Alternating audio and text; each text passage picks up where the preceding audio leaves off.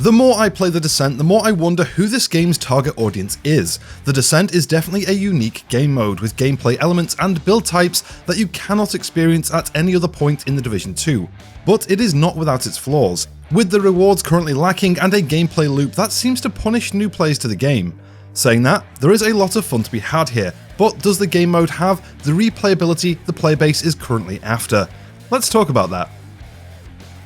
If you've been hiding under a rock or you've just stumbled across this video with a curious click, The Descent is a brand new game mode added to Ubisoft's live service looter shooter Tom Clancy's The Division 2 at the beginning of its 5th year of content.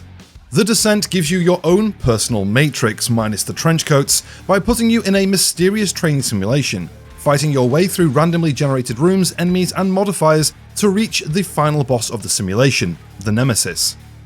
However, after you've beat Nemesis, this is not the end. As long as you've got the time, you can continue to play as long as you like, but when you go down or leave, that's game over, so you will have to start all over again next time you want to jump in.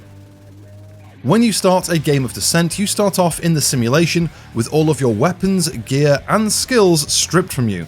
This is because, unlike the rest of the game, The Descent has a very unique way of building your character for better or worse. Before you jump into the fight, you're given the starting choice of one of 3 randomly generated weapons and skills. This means you start out with 1 weapon, 1 skill, and your trusty sidearm. This leads to some very fun or frustrating combinations, which to me is one of the strengths of The Descent. Because of the game's age, most players know what the best in-slot weapons, gear and skills are for the main bulk of the game. However, in Descent, you have to use what the game gives you, making you use weapons that you might not have touched since leveling your first character in the early game. And I do quite like this, but at the beginning there is definitely a way to bypass this starting system. If you're dealt a bad hand, by simply leaving the game mode and jumping back in, you're given a new selection. You can just keep restarting until you find something you like. However, this isn't the case as you get deeper into the game. So you've got your first weapon and skill, let's move on to the rooms themselves. These are randomly generated from a selection of pre-made rooms, each with pretty good layouts with the exception of a few that can leave you frantically looking around for a spot to bunker down. Even though there are a good amount of different rooms, after a few playthroughs you will definitely have pretty much seen them all and start to recognise them as you encounter them. I've already seen some players talking about how the limited room designs gives the game mode a lack of replayability, but I think this will depend on the type of player. Before you actually enter a room, you are given a choice of 2 to 3 rooms to pick from, with each giving you a little information to help you make a more informed decision. You'll be shown difficulty. This ranges from easy, normal and hard, with there also being a few extra boss rooms thrown in. There's talent choice. This is shown by the 3-piece outline around the difficulty, with each section representing a talent you will be able to choose from. Red for offensive, blue for defensive and yellow for utility, and you can get these in any order. Then there's modifiers. These are additional hazards like fire or toxic gas that kind of shake the rooms up a little. And the supply shop. This simply means after finishing the room, you'll have access to a laptop where you can refill ammo, grenades and armor kits for a cost. This is a fairly important part of the game mode, with your resources not refilling until you've finished a collection of rooms and a boss encounter referred to as a loop, so resource management is worth keeping an eye on. And finally, before entering a room, you'll also see the amount of Descent currency you'll earn for completing that room, and a amount of Nemesis percentage that you'll earn. More on that shortly. After you've cleared your first room is when you will start to interact with the way you'll be putting your character together in the Descent. Talents. But unlike the main game, in Descent you can equip multiple talents and even stack them up, increasing their power. This can lead to some very powerful and interesting builds that you just can't experience anywhere else in the game, which is somewhere the Descent really shines, really shaking up the gameplay and how you think about builds. If RNGesus is feeling generous, you can have some of the more choice talents, which will give you a pretty good time, but if Lucifer decides to rear his ugly head, you could have an equally tough time with some of the less desirable talents. Let's circle back to those boss rooms or arenas that I mentioned earlier. There are 2 ways to play a boss room. One, at the end of a loop, which is 4 rooms followed by a boss fight, and 2 randomly in your room choices. The difference between these two is pretty big. Beating a random boss encounter will reward you with a decent amount of NSA tech, a currency that you can use to buy permanent upgrades for your character in Descent, giving you extra protection from elites, crit chance, or hazard protection. There are also a few upgrades, like starting with one random talent. Focusing on these upgrades can really help you push further, completing more loops. Whereas a boss arena at the end of a loop doesn't give you a choice of a talent like other rooms, but instead gives you the chance to pick an exotic talent, with the first loop being guaranteed, then random after that. You also get to choose an attribute increase out of damage, armor, or skill tier. Exotic talents can be a real game changer, giving your FAMAS a bottomless pit of a magazine like the Bullet King, or a 100% crit chance on a target like the Diamondback rifle.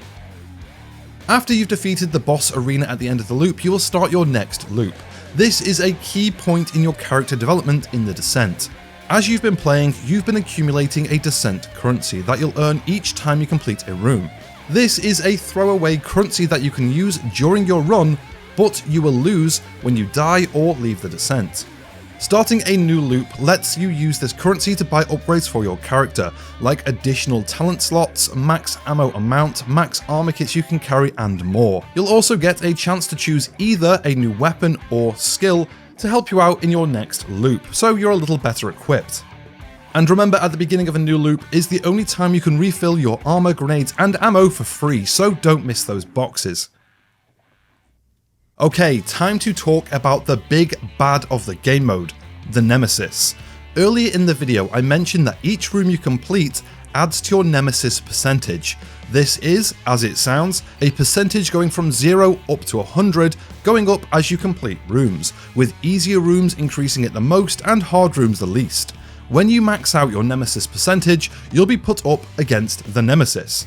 Nemesis is a very similar hardcore boss type like we've seen with hunters and rogues, hitting hard, taking a lot of damage, and using a wide range of skills. How the Nemesis fight goes for you is dependent on the amount of time you've spent getting ready, gathering talents, and buying upgrades.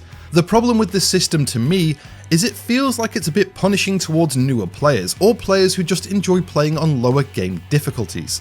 Playing through all of the easy rooms as they come up will rush you towards the Nemesis at a greater speed than if you played all of the hard rooms. This means players who play on the harder difficulty will have completed more rooms than players playing on the easy difficulty, and that means they will be much better equipped for the Nemesis and the fight ahead. So you've finished your run, you've either been killed or just run out of time. What did you get for the time you've invested into the Descent game mode? I don't have a massive amount of time to sit and game these days, so I only tend to get to Nemesis and maybe a little bit past. This usually puts me at about 10 loops, give or take, with about an hour of gameplay, give or take. For my time, I usually only get maybe a few gear caches and a handful of SHD levels. If you're the type of player looking for the most optimal way to play the game, grind out gear, materials, or XP, I feel I can confidently tell you right now, this isn't it. After a few runs, I actually gave up on the idea of Descent being rewarding in any way.